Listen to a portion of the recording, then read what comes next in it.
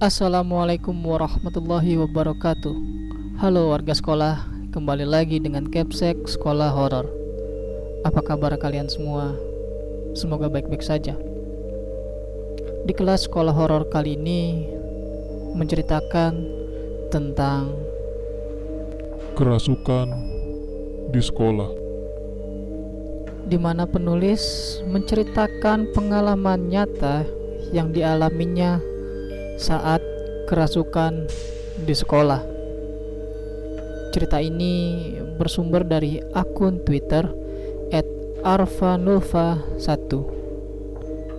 Sebelum kalian mendengarkan cerita ini, Capsek akan berterima kasih untuk like, share, dan komen yang kalian lakukan di video ini. Lanjut saja. Selamat mendengarkan.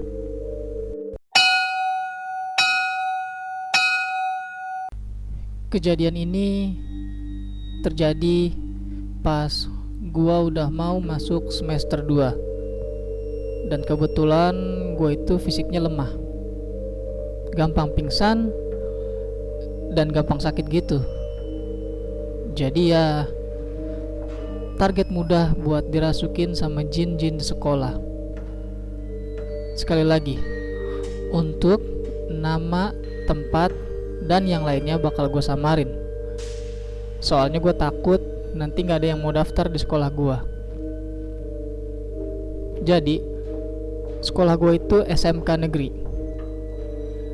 Ada banyak jurusan, kayak manajemen, akuntansi, perkantoran, dan lain-lain. Sekolah gua ini juga udah lama berdirinya. Bahkan dari zaman nyokap sama bokap gua pun sekolahnya di sini. Dan gedungnya cuma beberapa yang direnovasi, selebihnya nggak ada yang diganti. Palingan cuma dicat doang. Dan lu bisa bayangin, udah berapa banyak penghuni yang ada di sekolah gua ini. Belum lagi tuh kabarnya kalau sekolah gue itu dibangun di atas makam dan bekas hutan. Sekolah gue bentuknya kayak huruf O, jadi lapangannya ada di tengah, pintu gerbangnya ada di luar. Nah, kelas gue itu adanya di gedung barat. Di samping kelas itu semacam ada perkarangan dan kebetulan masih banyak pepohonan. Terus ada juga sumur yang udah ditutup. Konon katanya di sumur itu ada penunggunya. Suasana kelas gue juga lumayan horor karena kurangnya pencahayaan, terus lampu yang ada juga agak remang, jadi menambah kesan seremnya. Tapi dibandingin dengan gedung barat, gedung timur itu yang paling horor. Soalnya udah banyak yang kerasukan. Terus di belakang gedungnya juga ada 2 makam. Jadi kalau ada yang macem-macem, pasti tuh bakal kerasukan. Sejujurnya gua gak pernah ngebayangin bakalan jadi salah satu korban kerasukan di sekolah. Cuma ya mungkin pada saat itu penjagaan gue lagi turun, jadi ya sempet ditempelin. Jadi hari itu gue datang ke sekolah kayak biasa, ngucapin salam sebelum masuk ke kelas, terus belajar kayak biasanya. Nah, pas jam istirahat, gue sama temen cowok gue yang setengah cewek lagi mau nanyain tugas sama guru, yang kebetulan dia juga adalah seorang wakasek 1 dan punya ruangan sendiri. Jadilah masuk gua sama si Al, nama samaran ya. Kita masuk ke ruangannya Pak Hartono. Pak Hartono ini juga nama samaran. Beliau ini salah satu guru favorit anak-anak karena dia humble dan care banget sama murid-muridnya. Tiap ada masalah, gue sering curhat masalah kendala gue dalam belajar ataupun masalah keluarga. Jadi gue sering ngunjungin beliau yang kini sudah almarhum. Pada saat itu gua sama Al lagi asik ngobrol sama Pak Hartono sampai akhirnya jam istirahat habis. Dan gua sama Al pun balik untuk ke kelas. Di situ padahal gua nggak punya feeling apapun bakal ngerasain buat pertama kalinya kerasukan. Pas di kelas kebetulan gurunya nggak masuk. Jadi seperti biasa, kelas kosong dan kita ngabisin waktu sambil ngobrol-ngobrol dengan teman-teman.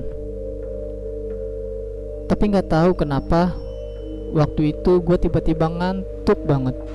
Padahal gue nggak begadang malamnya. Dan gue juga bukan tipe orang yang bisa tidur di kelas. Tapi karena mata ini udah sisa 5 watt, ya gue baringin aja dulu kepala gue di meja. Di situ gue mimpi ngeliat danau dan perempuan yang berbaju merah. Abis itu gue gak tahu lagi apa yang terjadi sama gue. Yang gue rasain waktu itu, badan gue kayak diambil alih dan gue ngedenger teman-teman gue pada teriak. Dan gue ngerasa kayak diangkat. Terus tiba-tiba ngedenger juga suara cowok yang ngaji di kuping kanan gue. Dan gue coba paksa buat mata gue terbuka, tapi susah banget ternyata. Beberapa menit kemudian, setelah di ngajian segala macam surat sama temen gue cowok itu, yang kebetulan dia juga ketua remaja masjid di sekolah, gue bangun dan ngelihat sekeliling. Teman-teman kelas gue pada ngelingkarin gue. Dan kata salah satu teman kelas gue itu, pas gue ngebuka mata, ternyata ekspresi gue katanya serem. Kata temen gue itu kayak melototin dia pas buka matanya. Bahkan saking takutnya dia sampai sembunyi. Setelah ngerasa baikan, gue mutusin buat pulang ke rumah. Soalnya teman-teman juga udah pada minta izin sama guru piket. Jadi pulanglah gue naik angkot sendiri. Soalnya gak ada yang bisa jemput. Sampai di rumah, tante gue nanyain, kenapa kok cepet banget pulangnya? Ya udah gue ceritain kalau gue itu habis kesurupan. Kebetulan nenek gue punya saudara yang pinter soal hal-hal gaib. Jadi gue disuruh ke rumahnya buat diobatin. Pas di rumah beliau, gue disuruh duduk di depannya buat diperiksa. Setelah tangan, kaki dipijat dan gue ngerasa sakit, kemudian beliau ngambil air. Habis itu dibacain doa sama beliau. Setelah itu disuruh minum deh itu airnya. Kemudian gue juga dibuatin jimat yang terbuat dari jahe. Itu jimat harus gue penitiin di baju gue supaya nggak ditempelin lagi sama itu Kunti katanya. By the way, yang nempel itu Mbak Kunti yang biasa nongkrong di pohon deket kantor Wakasek. Malamnya pas gue mau tidur, gue baca doa sebanyak mungkin. Kamar gue itu punya 2 kasur, satu buat tante, satu buat gue. Gue tidurnya yang dekat lemari, yang sebelahnya itu dapur. Dan gue tidur duluan soalnya udah capek banget. Selama tidur gak ada gangguan sama sekali. Hingga akhirnya lama kelamaan tiba-tiba gue ngerasa ada yang ngelus-ngelus lengan gue. Gue coba nyuekin, tapi lama kelamaan bulu kuduk gue makin merinding dan sentuhannya itu makin intens. Dari yang cuma lengan hingga sampai kaki gue juga dielus-elus. Terus abis itu dalam pikiran gue, entah itu halusinasi atau sengaja dijailin. Dan pas gue ngeliat kayak ada Mbak Kunti mau meluk gue dan mukanya menghadap ke gue. Setelah itu gue pun bangun sambil nangis dan langsung lari ke kamar tante gue yang satunya. Kebetulan dia udah mau tidur, dan gue langsung nyempil ke kasurnya sambil nangis dan minta dipeluk. Sumpah, itu pertama kalinya gue dijailin sampai segitunya. Padahal gue itu bukan tipe penakut, tapi nggak tahu kenapa waktu itu buat gue trauma banget buat tidur sendiri. Jadi sampai sekarang gue udah nggak pernah mau tidur sendiri. Jadi gue harus tidur baik sama tante gue ataupun sama sepupu gue. Setelah tidur sambil dipeluk tante, gue mulai bisa tidur. Dan keesokan paginya gue disuruh ke rumah kakek gue lagi buat diobatin, biar gak diganggu sama itu kunti.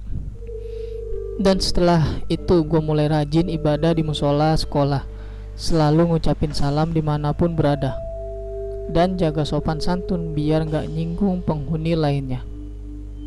Sekian.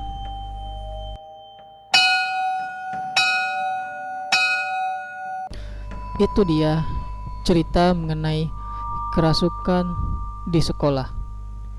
Terima kasih buat kalian warga sekolah yang telah mendengarkan cerita ini, dan terima kasih juga kepada akun Twitter @arfanulfa1 yang telah memberikan kami izin untuk membacakan cerita ini. Jangan lupa untuk like dan share video ini agar warga sekolah horor semakin bertambah. Dan sampai jumpa di kelas berikutnya.